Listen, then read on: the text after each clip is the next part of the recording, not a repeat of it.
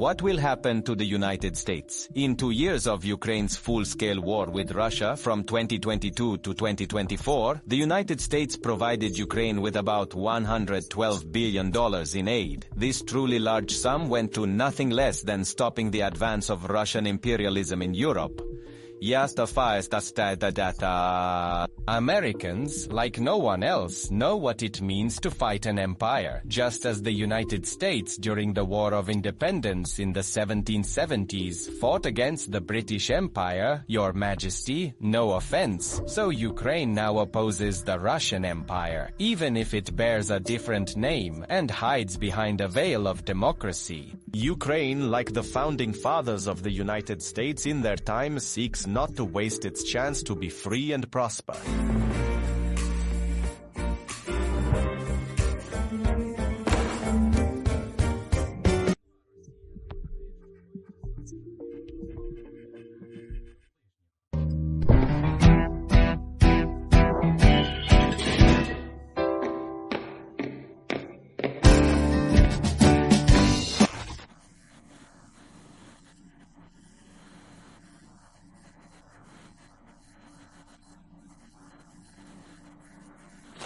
This confrontation is very costly for Ukraine, and it's not just about money, but if we have used the word costly, it is still insufficient to fully describe how much it will cost the world, particularly the United States, if Ukraine loses the war with Russia. The price of such a defeat, without exaggeration, could be the loss of stability worldwide. If Ukraine loses, Russia will move further into Europe.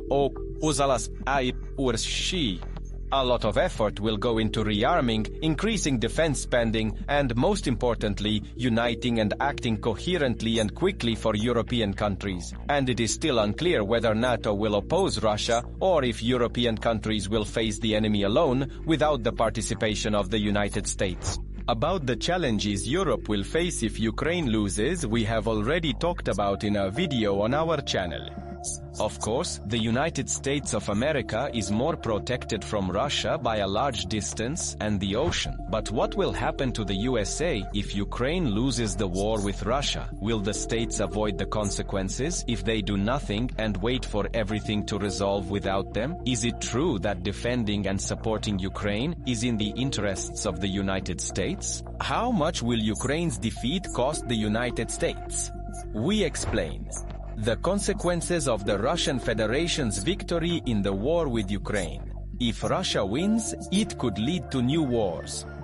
It will become clear that in this world, one can act with force, occupy, invade, seize, destroy. If the guarantees of the United States as a global leader do not work, it means that there is no need to fear either a response or punishment. Thus, the defeat of Ukraine is a victory for Russia and the transformation of Russia into an even more aggressive player that will go further. China against Taiwan. In the American feature film The Butterfly Effect, there is a phrase about how the flap of a butterfly's wings on one end of the world can cause an earthquake on the other. If we develop this idea further, then due to Ukraine's defeat, China, for example, might declare war on Taiwan, and this will affect the United States. To explain why this might happen, we need to rewind the tape a bit. In 1912, after the fall of the Qing dynasty, the Republic of China was proclaimed. It lasted until the end of the Second World War. Then the political landscape changed. In 1949, the war between Mao Zedong's communists and Chiang Kai-shek's nationalists ended with the victory of the communists. In most of China, the People's Republic of China was proclaimed. The government of Chiang Kai-shek, along with the army and millions of refugees, retreated to the island of Taiwan and made it their seat and bastion of nationalist China. Western states continued to maintain diplomatic relations with Chiang Kai-shek and recognize his government as the only legitimate government of China. But in 1971, the United Nations General Assembly passed a resolution that transferred China's seat in the United Nations to Beijing. The West no longer considered Chiang Kai-shek's government the legitimate government of China. Taiwan found itself in diplomatic isolation. In 1979, the United States established diplomatic relations with the People's Republic of China and recognized one China. However, Washington promised to support Taiwan in the area of security. The states passed a law on relations with Taiwan. It obligated the United States to assist the island with the supply of military equipment and materials necessary for self-defense. As of the end of the year 2020, Taiwan is among the top 25 richest countries in the world. Taiwan is a leading global technology hub. Taiwanese companies supply 63% of the world's semiconductors. For understanding, the United States supplies 12%.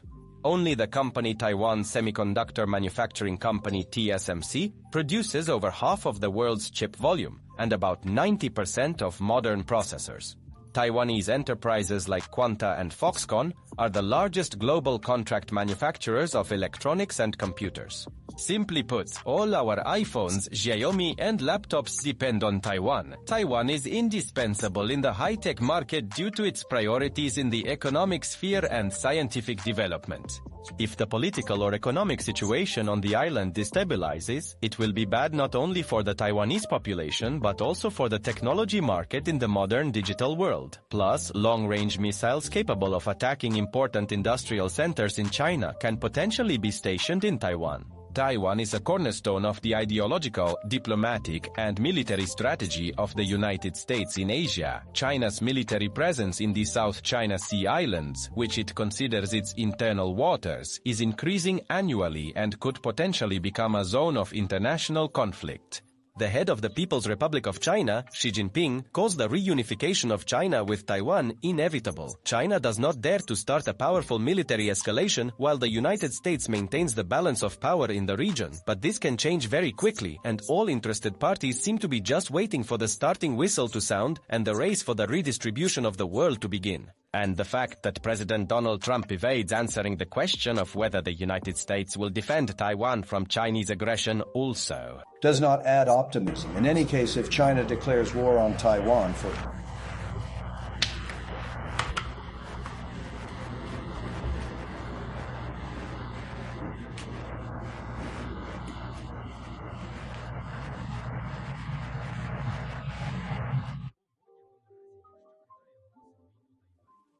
For the United States, this will mean limitless economic costs. Another potentially dangerous region in terms of new wars is the Far East. Recently, soldiers from the DPRK, the Democratic People's Republic of Korea, have been fighting on the side of the Russian Federation against Ukraine. They are mastering modern warfare, technologically advancing, and could be involved in a potential war in a region closer to them. This means that South Korea, which is supported by the United States, could be in danger. America has been actively arming and financially assisting South Korea since the 1950s, while the Soviet Union supported North Korea. Since 1957, American armed forces have been operating in South Korea. They are responsible for organizing the training and equipping of American military personnel on the Korean Peninsula and maintain their forces in constant combat readiness, the basis of the U.S. presence, and a demonstration of the American government's intentions to maintain the balance of power in the Asia-Pacific region. There are nearly 30,000 American soldiers, sailors, airmen, and marines. If North Korea, China, or Russia start armed aggression against South Korea, will the United States defend its partner and ally? The United States also supports and cooperates with Japan, and for it, potential threats are also North Korea, China, and Russia.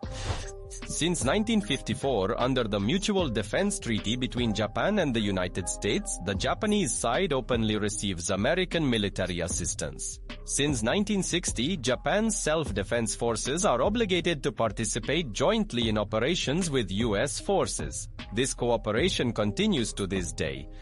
In 2018, Japan and the United States conducted the largest military exercises around Japan to date. 57,000 sailors, marines, and aviators participated in them. Will the United States defend Japan as its ally in the event of an attack by North Korea, China, or Russia?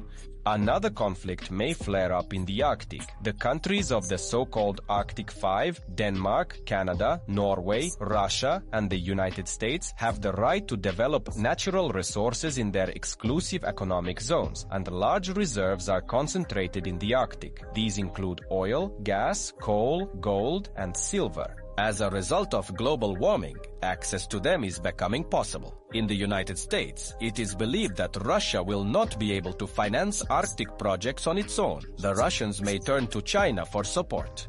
For example, in the years 2022 and 2023, the Chinese Navy and the Russian Navy have already conducted joint operations in international waters off the coast of Alaska. Putin states that Moscow will defend its interests in the Arctic amid escalating geopolitical rivalry in the region, and that the number of military personnel in the Arctic will increase. We know how Russia usually defends its interests with tanks and missiles. And in the Arctic region, it has 11 submarines capable of launching long-range nuclear weapons. 8 of them are on the Kola Peninsula. Donald Trump, in turn, is already talking about buying Greenland in the interest of national security to defend against Russia and China. But mineral wealth is also not the least reason for such discussions. Similarly, Trump wants Canada as the 51st state. However, for now, conflict in the Arctic in any form still seems less likely than in other parts of the world. A war in Europe is much more likely now. If Ukraine loses, Russia will advance further, strengthened by Ukrainian resources and territories. While Europe will be defending and protecting its borders, or, in the worst case, dealing with Russian occupation of the Baltic and Eastern European countries, the United States will find itself in this new world of chaos and war. Alexander Okremenko. This will undoubtedly affect their policy, economy, defense system, and status on the world stage. The global leadership of the United States will be shaken. After all, such a geopolitical effect has already occurred in American history. After the Second World War, the United States had a developed economy, and they considered their armed forces to be super powerful. The United States feared the spread of communist ideology in the world. To stop communism, America entered the war in Vietnam. American soldiers, together with the South Vietnamese army, fought against communist North Vietnam, which was supported by the USSR and China. In the end, the United States suffered defeat and was forced to leave Vietnam. More than 50,000 dead, hundreds of thousands wounded, over $300 billion, which is more than 950 billion in today's dollars. This is the cost of this war for America, and the humiliation in the eyes of the whole world. The world saw the weakness of the United States. The main opponent of the United States, the Soviet Union, could not help but take advantage of that. He put all his efforts into increasing his influence in the world. For example, in Africa, the Soviet Union actively invested in ensuring that people from Africa received Soviet education.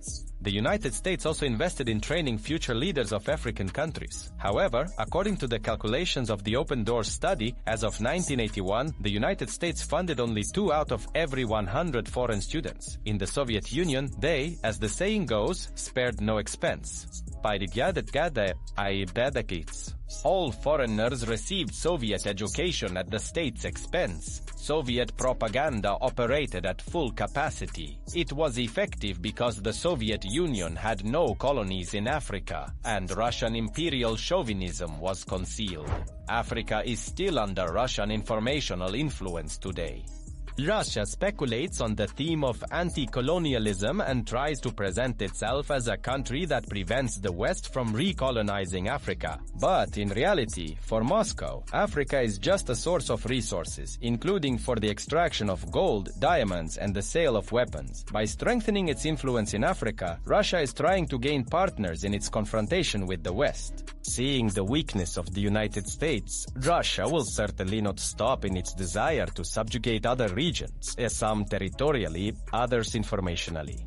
To begin with, if the United States once again appear weak in front of the whole world, their allies will refuse to rely on them, because the expectations from someone who positions themselves as a defender of democracies in the world are high. Here's what happened in the history of American-Iranian relations. Iran was an ally of the United States since the 1950s. It was to serve as a stronghold against Soviet expansion. Iran achieved remarkable success thanks to reforms, ranging from literacy to health and living standards.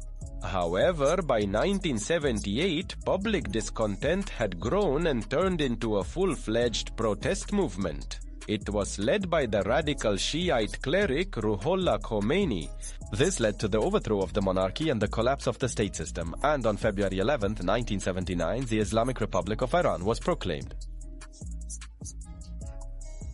In November 1979, more than 60 American diplomats and employees of the U.S. Embassy in Tehran were taken hostage by a group of Iranian students from the organization Muslim Students. The hostages were held for 444 days, over 63 weeks, or 1 year, 2 months, 2 weeks, and 2 days. A prolonged crisis began in American-Iranian relations. The defeat in Vietnam and subsequent events dealt a blow to the authority of the United States as a global leader. To restore its reputation, America had to spend billions of dollars. If this happens again and the United States loses its influence in the world, how much money and time will it take to restore it? Is America ready to spend on this rather than on improving life and development?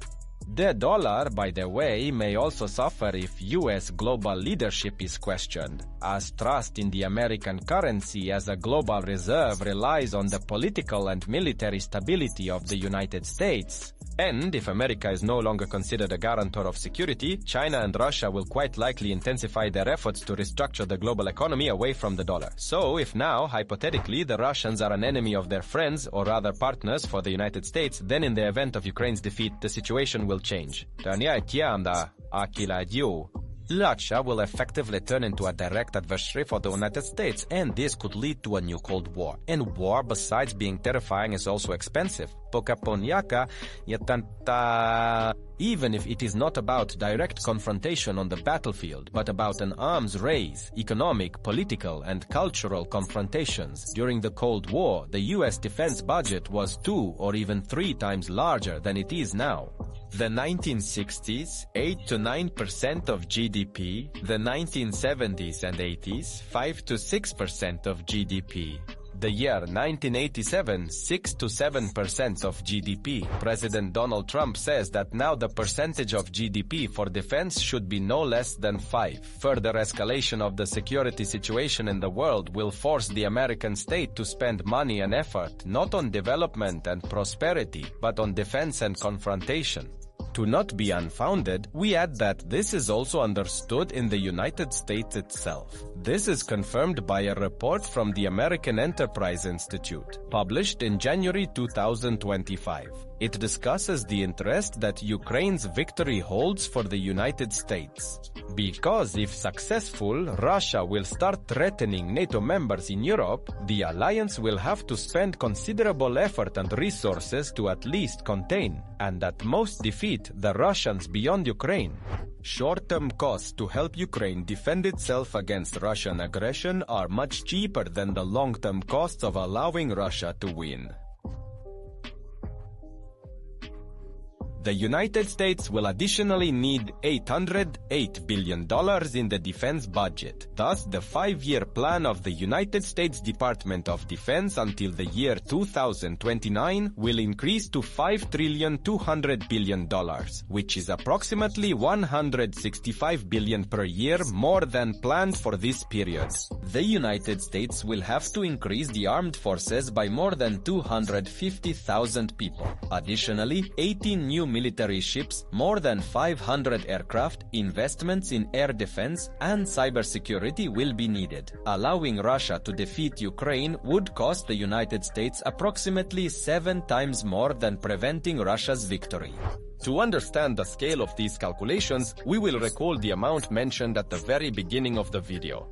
For the years 2022 to 24, the United States provided Ukraine with $112 billion, which is 14% of the amount America would need for defense in the event of a Russian victory, and this is less than 0.2% of the United States federal budget.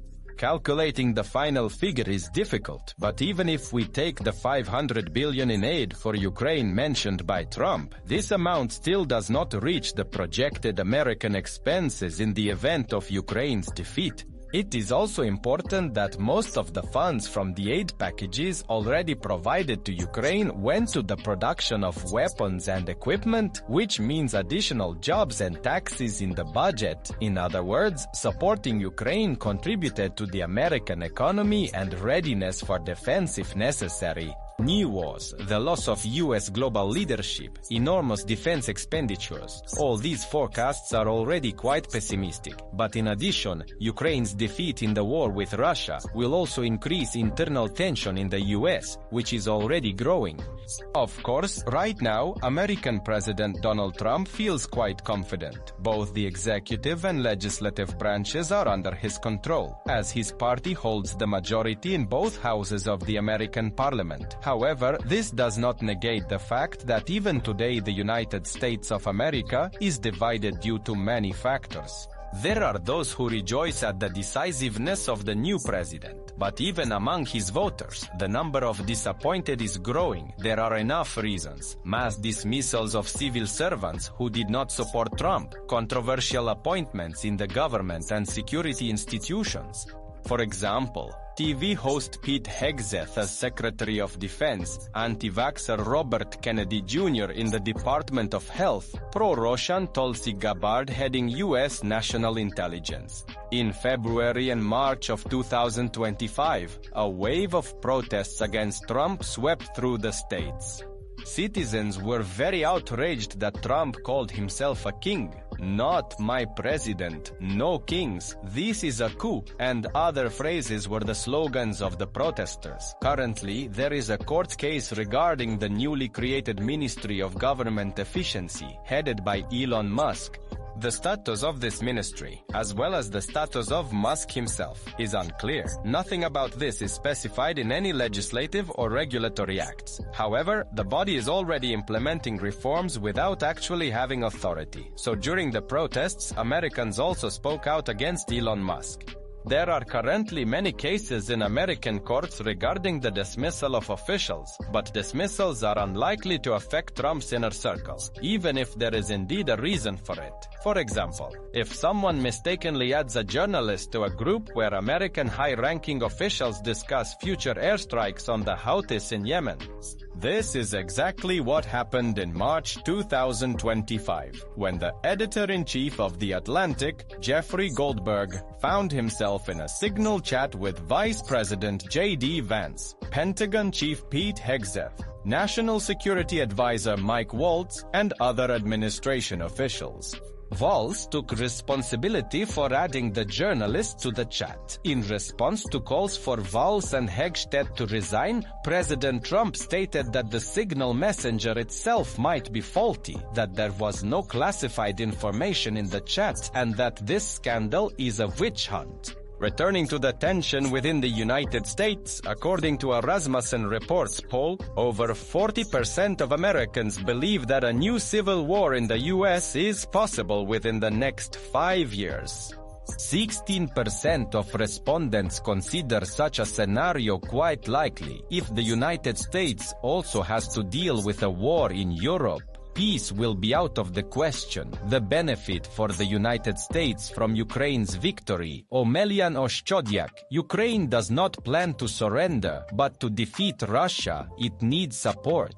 Free and strengthened with its modernized army tested in a large-scale modern war, Ukraine will help stabilize Europe and can also deter Russia from potential aggression against the Baltic countries. Peace in Europe, in turn, will positively affect the situation in the Middle East and the Pacific. Iran, China, and North Korea will see the strength, unity, and determination of NATO, the alliance's readiness to quickly respond to threats. One of the report's authors, senior analyst at the American Enterprise Institute, Frederick Kagan, talks about how, by helping Ukraine, the USA gains its own benefits. This includes stimulating the defense industrial base and identifying problems in this area that need to be addressed. He also mentions that the United States will benefit from helping Ukraine in preparing its own army. Most importantly, the balance of power and justice will be restored. Strong United States, together with a strong Europe, will demonstrate that there are rules and boundaries in the world that cannot be violated, and that violations will have consequences.